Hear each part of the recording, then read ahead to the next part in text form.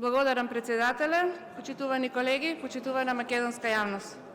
Со предложените измени на Законот за ученички стандард се допрецизираат условите за именување директор на јавен ученички дом, со што се овозможува поголема транспарентност и професионалност во раководењето со овие установи.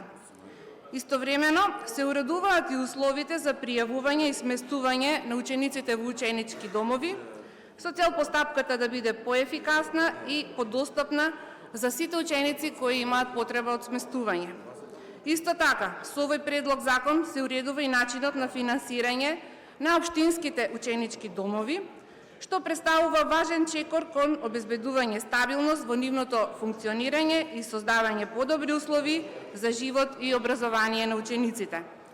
Целите и начелата на овој предлог закон се во согласно со основните вредности и определби на Законот за ученички стандард, а тоа се обезбедување квалитетни услови на учениците, еднаков пристап до образование и поддршка на нивниот личен и образовен развој.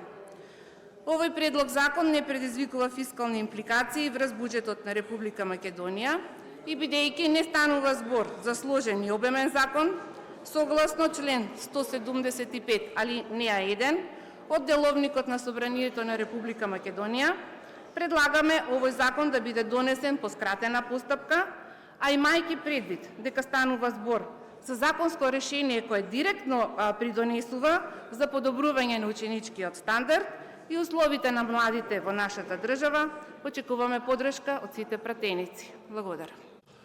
И јас ви благодарам.